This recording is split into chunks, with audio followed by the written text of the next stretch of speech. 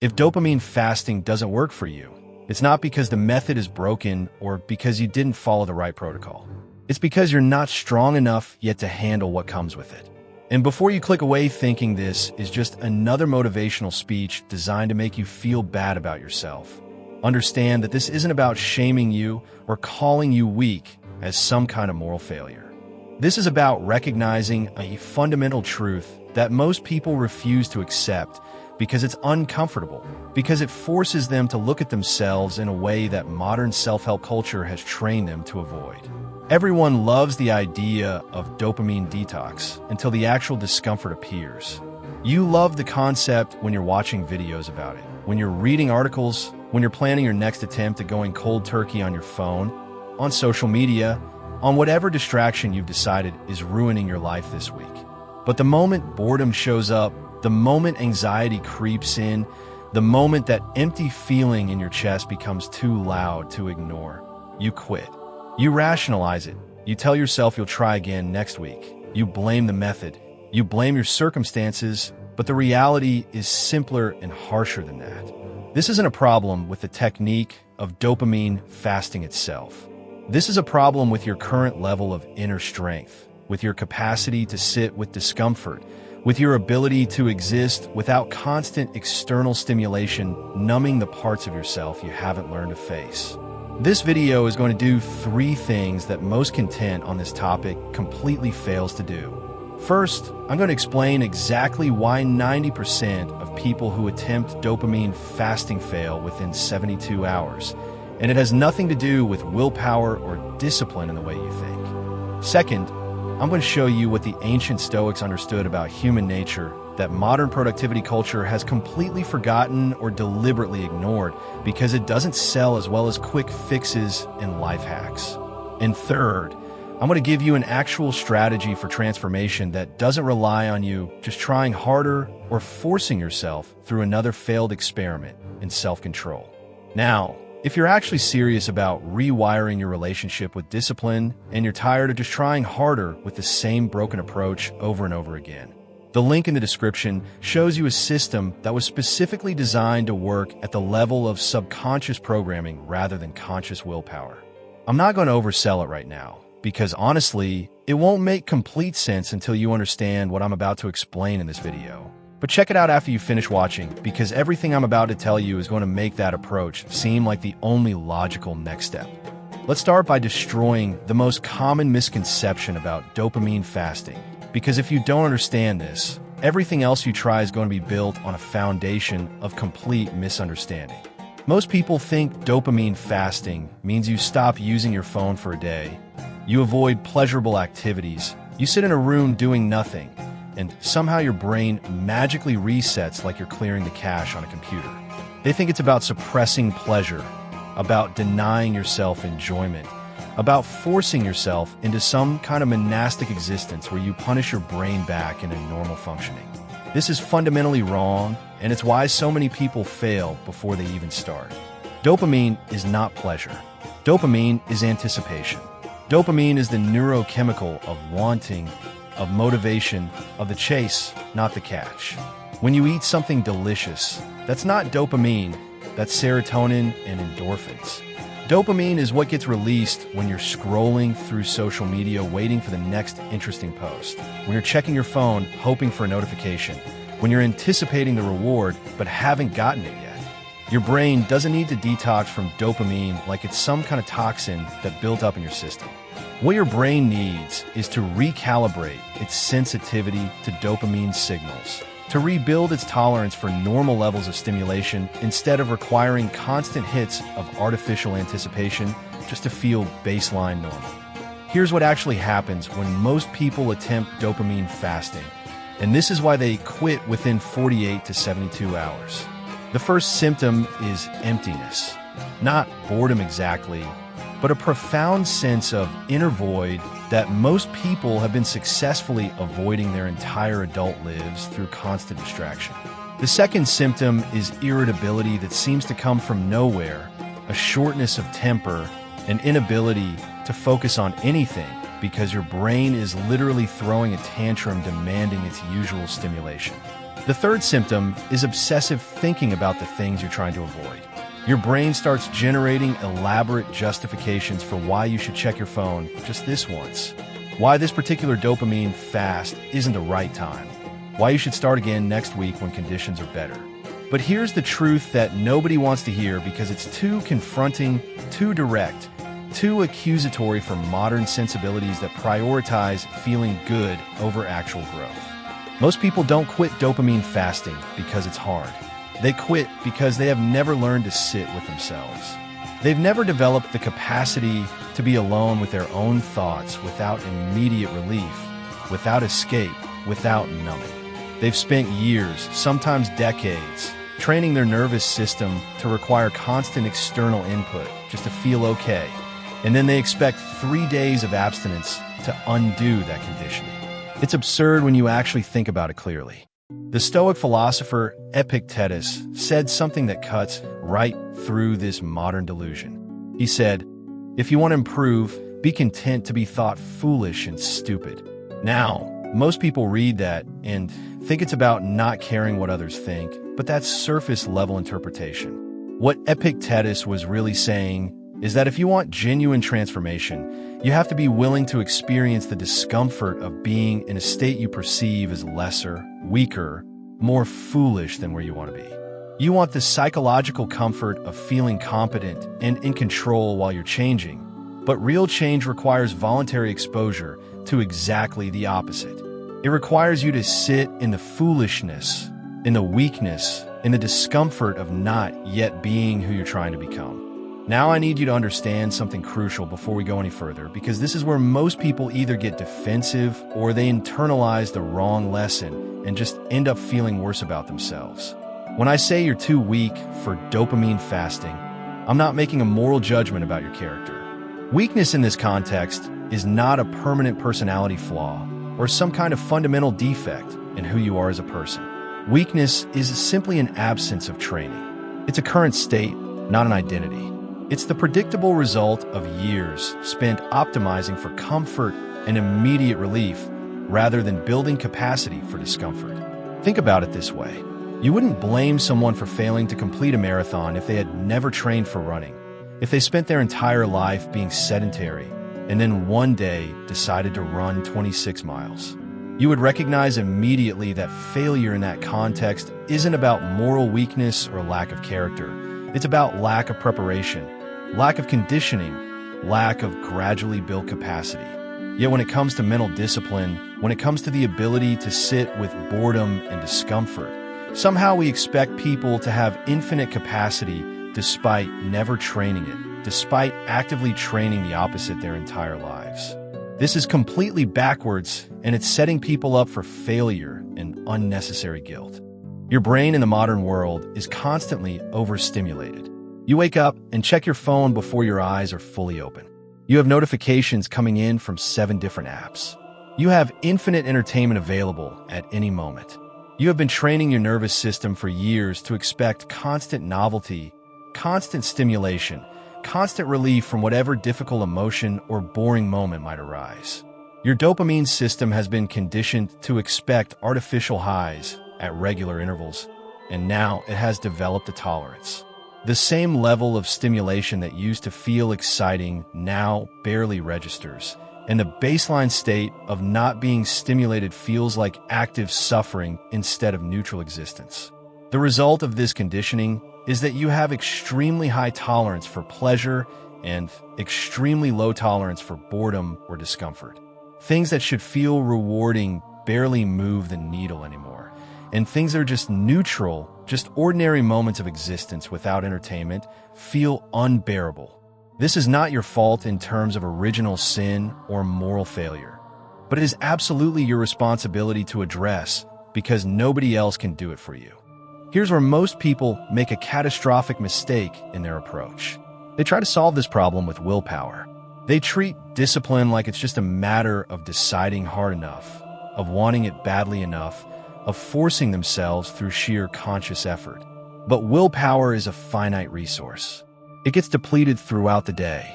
It's affected by your sleep, your blood sugar, your stress levels, your emotional state.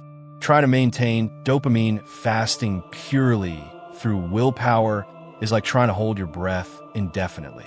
You could do it for a while, maybe even longer than you expect if you're really motivated, but eventually your body is going to override your conscious decision and force you to breathe. Your subconscious conditioning is stronger than your conscious willpower, and until you address that deeper layer, you're going to keep failing the same way over and over again while wondering why you can't just be more disciplined. This is where we need to go deeper than surface-level productivity advice and actually understand what ancient philosophy knew about human nature that modern self-help has either forgotten or deliberately ignores because it doesn't create good marketing content. Stoicism is not motivation. It's not inspirational quotes over sunset photos. It's not a collection of life hacks designed to make you feel temporarily powerful. Stoicism is a comprehensive framework for building internal structure, for creating a foundation of strength that doesn't depend on external conditions or emotional states, or whether you feel motivated on any given day. The core principle that makes Stoicism actually effective where modern approaches fail is called the dichotomy of control, and most people completely misunderstand what this means. The dichotomy of control states that there are things you control and things you don't control, and all suffering comes from confusing the two categories. Now, most people hear this and think it means you control your actions and you don't control external events, which is true but incomplete. The deeper truth is that you don't even fully control your initial impulses, your first reactions, your automatic thoughts and urges. Those arise from conditioning, from habit, from subconscious programming that you didn't consciously choose. What you do control is your response to those impulses. You control whether you identify with them and act on them, or whether you observe them as temporary mental events that don't require action. A Stoic doesn't try to eliminate the urge to check their phone or escape boredom. That urge is going to arise automatically based on years of conditioning. What the Stoic does is observe that urge without being controlled by it, without treating it as a command that must be obeyed. This might sound like semantic games or philosophical abstraction, but this is actually the most practical psychology you can learn because it addresses the level where behavior actually originates. You can't willpower your way out of automatic conditioning. You can't force yourself to not want what you've been trained to want, but you can change your relationship to those wants. You can learn to see them as temporary mental weather instead of commands from your true self. You can develop the capacity to feel an urge fully, to acknowledge it completely, and then choose not to act on it without suppressing it or fighting it or pretending it's not there. At this point in the video, you've probably started to realize something important that might be uncomfortable, but also liberating if you actually accept it. Discipline isn't about forcing yourself harder. It's not about having more willpower or being tougher or just deciding to be better. Real discipline, lasting discipline, the kind that doesn't require constant conscious effort and doesn't collapse the moment you're tired or stressed, that kind of discipline comes from inner programming, from the subconscious layer that most people never address because they don't even know it exists or they don't know how to work with it effectively. This is exactly why systems designed specifically for subconscious reconditioning exist in the first place. Because once you understand that your conscious efforts are fighting against deeper automatic programming, it becomes obvious that you need tools that work at that deeper level.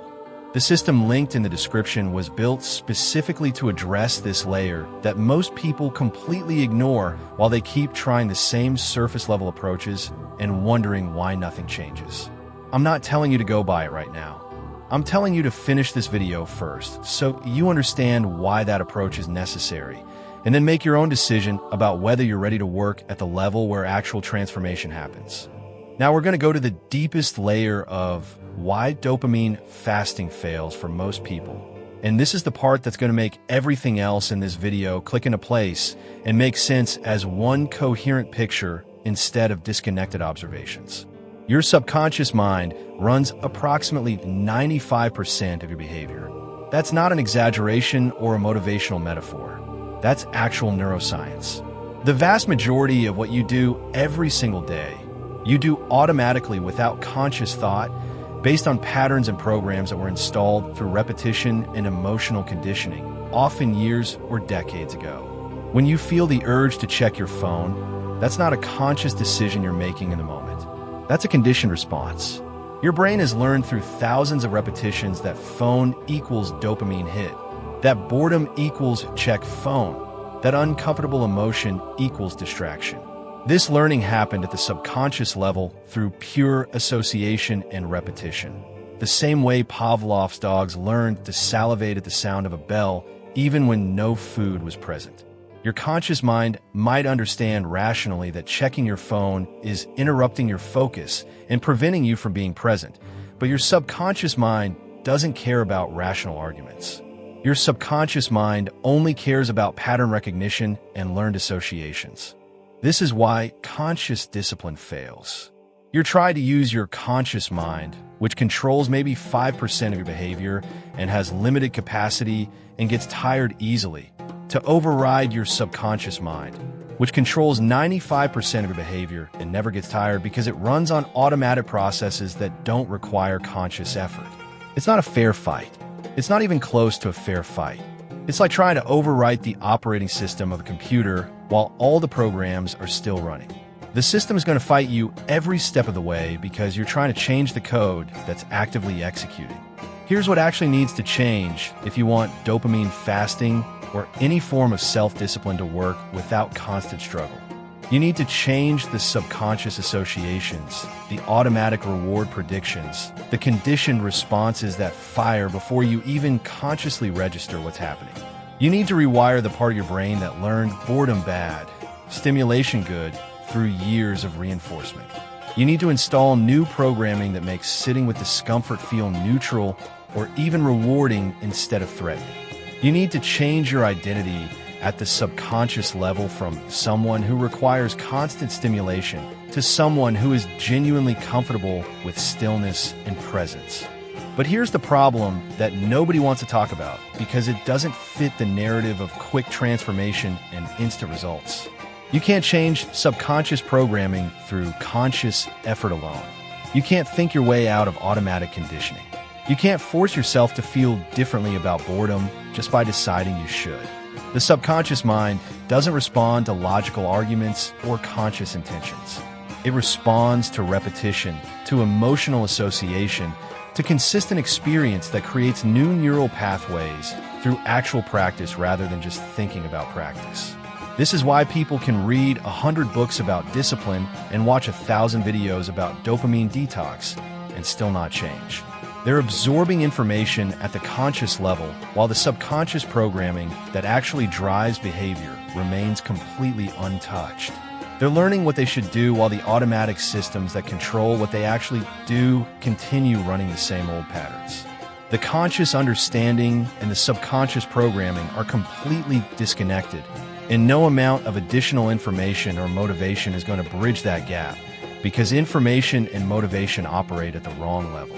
So now that you understand why the conventional approach fails, let's talk about what actually works, what actually builds the kind of strength that allows you to handle dopamine fasting and maintain it beyond 72 hours without collapsing back into old patterns.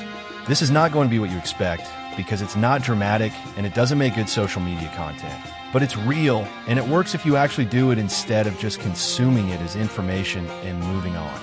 First step, and this is going to sound counterintuitive, you need to stop attempting extreme dopamine fasts. Stop doing the 7-day challenges. Stop going cold turkey on everything at once. Stop setting yourself up for dramatic failure that just reinforces the identity of someone who can't maintain discipline. Every time you attempt something extreme and fail, you're not just failing at that specific challenge, you're training your subconscious mind to expect failure, to associate discipline attempts with eventual collapse. You're literally programming yourself to fail through repeated experience of starting strong and quitting when it gets hard. This pattern is worse than not trying at all, because at least not trying doesn't actively condition you for failure. Second step, start with gradual exposure to boredom and discomfort in doses small enough that you can actually handle them without escape. 10 minutes of sitting with no phone, no music, no book, no distraction of any kind. Just you and your thoughts and whatever feelings arise. This might sound trivial, like it's not enough to make a difference, but But this is exactly where most people fail because they can't even handle 10 minutes. If you can't sit with yourself for 10 minutes without reaching for relief, then you're proving exactly why you're not ready for longer fasts. You need to build capacity gradually the same way you would build physical strength, starting with weights you can actually lift and progressively increasing over time. During these exposure periods, your job is not to suppress thoughts or force yourself to enjoy the boredom or pretend you're fine when you're not. Your job is to observe without judgment, to notice what arises in your mind and body without immediately acting on it. When the urge to check your phone appears, you don't fight it and you don't obey it. You notice it. You name it. There's an urge to check my phone. There's anxiety about missing something. There's restlessness in my body. You're training the observer part of your mind, the part that can watch your own mental processes without being completely identified with them and controlled by them. Third step, and this is the most important one that most people never reach because they're still stuck trying to force change through willpower. You need to work at the level of subconscious reprogramming. You need to actually change the underlying associations, beliefs, and automatic patterns that generate the behaviors you're trying to modify. This isn't about reading more books or watching more videos or getting more motivated. This is about consistent practices that directly rewire your neural pathways through repetition and emotional reconditioning at the subconscious level where behavior actually originates. This means using techniques specifically designed to communicate with your subconscious mind in the language it understands, which is not logical argument, but repetition, visualization, emotional state, and consistent experience. This means creating new neural pathways through deliberate practice that feels different from your old patterns, that generates different emotional states, that slowly builds new automatic responses to replace the old ones. This is not fast, and it's not dramatic, but it's the only thing that actually works long-term because it changes the source code instead of just trying to override the symptoms with conscious willpower. Dopamine fasting doesn't fail because you're fundamentally broken or because the method is flawed or because you're uniquely unable to change. It fails because you're trying to create change at the wrong level. You're using conscious willpower to fight subconscious conditioning, and that's a fight you cannot win through force. The only way to win is to stop fighting and start reprogramming, to work with your brain's actual mechanisms instead of against them, to change the automatic patterns that run your behavior instead of constantly battling their symptoms. If you're actually ready to work at the subconscious level where real transformation happens, the system linked in the description was built specifically for that purpose. It's not about motivation or willpower or trying harder. It's about systematic reconditioning of the automatic patterns that control your behavior, whether you're consciously aware of them or not.